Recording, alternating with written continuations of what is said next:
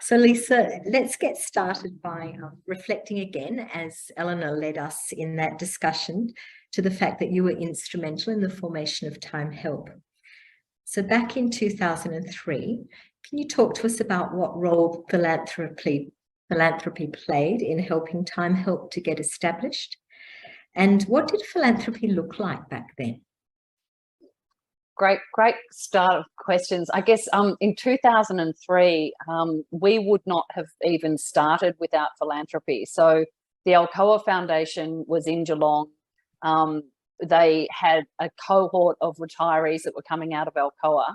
And quite frankly, they took risks on this crazy idea that we had, which was to connect these two generations to young people. So, I mean, philanthropy was fundamental in both taking a risk and backing an idea and giving us some financial resources to sort of unpack it. I looked back on our files yesterday, and you know, Alcoa Foundation basically gave the first grant for $20,000 US, which was extraordinary. You know, it was the kickstart that was required, and then they continued to back what then became EdConnect for 10 years. And I think you were saying to me that they're still supporting EdConnect, which is absolutely incredible. It's a 20-year relationship. But I was thinking also about the Maya Foundation, Eleanor, and thinking, you know, the Maya Foundation took this little concept in Geelong and enabled us to try it in a completely different community with a different cohort and a different group of schools and cultural backgrounds. And then they also sort of backed us to look outside the region in Victoria to see whether there were other like-minded organisations, such as the School Volunteer Program, and supported us with the merger costs, which were, you know, they were significant, the travel back and forward to Perth, as well as us both trying to keep our core programs going. When you asked about what did philanthropy look like back then, I think for me it was quite reactive. You would look up these foundations, you would try and, you know, write a grant submission that would match their key word count, and whereas today it's I think it's quite different. I think philanthropy has decided on sort of key issues that it would like to shift the dial on socially or environmentally, and then it proactively goes out and finds great organisations who are making that happen, like EdConnect. So it is quite different, but we definitely would not have been in the, you know, succeeded without philanthropy. As is the case today. So, you know, when you look at our funding profile, philanthropy is, you know, a really critical part of that. And depending on where we are in Australia, can make up a sizable amount of the funding that we receive. So what is it, Lisa, about EdConnect that you think makes us attractive to donors or foundations? Well, clearly I'm biased, but if I was to put on an independent hat, I think the idea is so simple and easy to get your head around. I mean, it's about connecting two generations for education and health and wellbeing benefits. So it's a very easy, simple idea to explain to somebody. So it's smart, it's clever, it's simple. You've got an amazing track record. So the fact that it's 25 years is mind-blowing. And you've been able to show that you can scale it and take it into other communities. Gail Rogers from the Geelong Community Foundation really reminded me of something last night at your function in Geelong, when she explained that in Geelong region there's a 12-month waiting list for young people to get access to psychiatric support, and that what EdConnect is doing is going in quite proactively. It's almost an early intervention program. So, I mean, the difference that you're actually making, I think, is extraordinary. So that's a huge attraction. And then the cost effectiveness. I mean, it's so cost effective. I ran the figures, and David, figures are not my strong point, as you would all know. But it looked like for me that last year you impacted directly on 14,000 students, and that the average cost was $900 per student. Obviously, the volunteers are putting in a huge amount of time. I mean, that's an incredible cost-effective organisation. So I think it's cost effectiveness, ability to scale, the fact that you've got a track record, and the impact that you've created, and just the simplicity of it's such a great idea. I love that, Lisa. I think I'll make certain those 4 points, we embed them in our spiels in the future when we're talking to new groups. Oh, it's a pleasure. A good tip. It's definitely been a challenging year across all sectors. What do you think have been the top 3 trends you're seeing in the philanthropic world? It's hard to nail them into 3.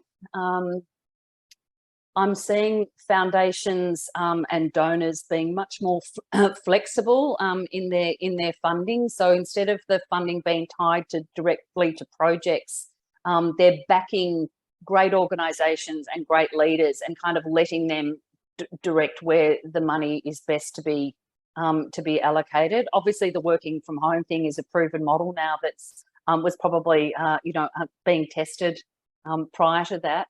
I'm seeing much more collaboration, so collaborative funding, so funders pooling their money together, but also not-for-profits working together on a particular issue as well. And so there's a greater sort of, I guess, movement towards collaborative funding.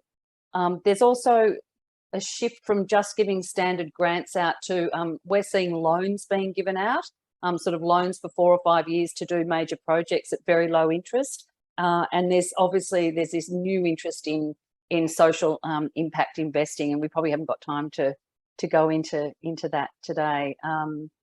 But yeah, I guess the other thing is this idea of backing organisations, and that's a credit to you, Jerry, and the team at EdConnect to see the amount of support that you've garnered from philanthropy. Thanks, Lisa. It certainly is a time where I think we have to really keep our eye on things and trying to keep up with the trends that we're seeing emerging. Just is important, not just for us, I think for any not-for-profit out there. Just reminding everyone, if you do have a question you'd like to put to Lisa, please put it in the chat. We'll be coming back and having a look at those in a moment, so write down your thoughts. So you've talked to us a bit about the trends. What we're interested in is, how do you see these trends that you've talked about, Lisa, impacting philanthropy in the next few years? So there's a couple of things that I'm seeing happen. One is not particularly good for you, but you never know your luck, which is obviously we are heading into a recession, and it's looking like it's going to be a fairly hefty one. So with economic downturn, you will also see a potential either restriction on funds being distributed or actually money not being made as much for the funds. So, a lot of the private ancillary funds, for example, have a requirement to spend 5% of their income per year in the sector. Well, if the returns aren't good, that's going to impact on the distribution. Where I'm seeing also that a lot of the foundations, particularly the private family foundations, are advising their fund investment managers to only invest in environmental, I think things that aren't impacting on climate change. And so there's a new direction coming internally in terms of how these foundations actually make their money in the first place. The good news is that back when you all started 20 years ago, there were only 20 private ancillary funds in Australia. Today, there's over 3,500. So the rich are getting richer.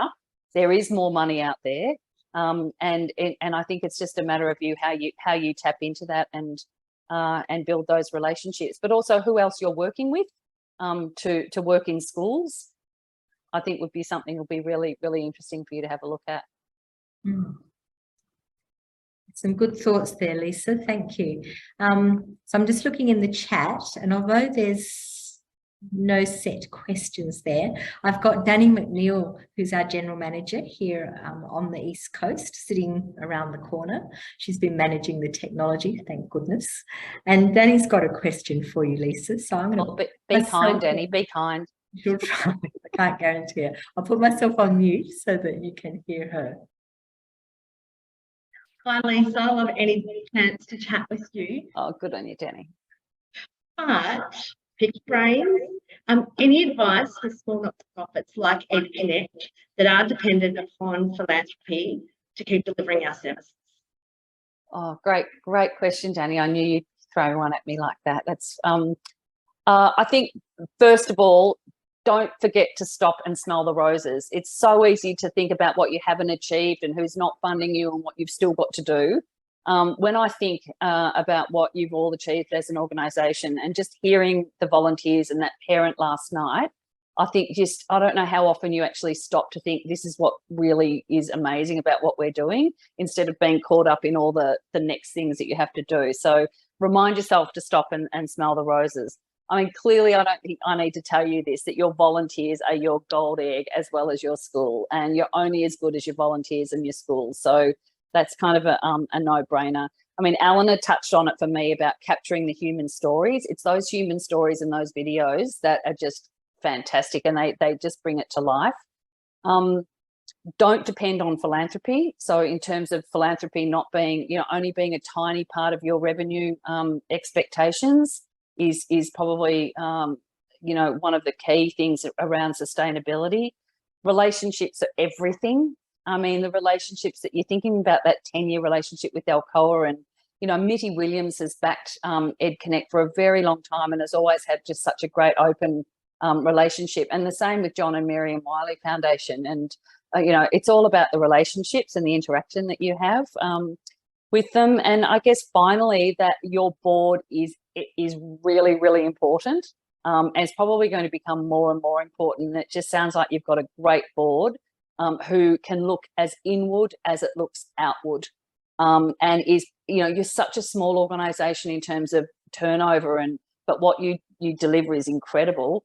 I think your board has to be a roll up your sleeves board and get stuff done. They can't just be a strategic advisory board when you're at that level, and it's really, really hard, because the board members are all so committed to other things as well-meaning as they are. So, the board is everything as well. Yeah.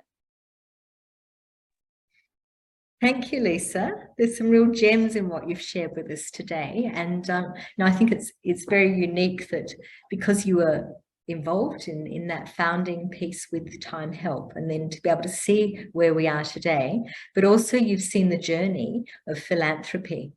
And I mean, even in my small number of years, or nearly 5 it'll be, with EdConnect, I've seen philanthropy change as well. And it is important that we don't put all our eggs in that basket. But philanthropy adds a very, very important dimension to what not-for-profits, particularly small not-for-profits, are able to deliver. And part of that is the relationship and the essence, I think, of what we're able to learn from each other, and how we're able to just do that bit more and extend what otherwise we couldn't do. So thanks for your words of wisdom, Lisa. It was really great to have you sharing those with us. It's an absolute pleasure. Thank you.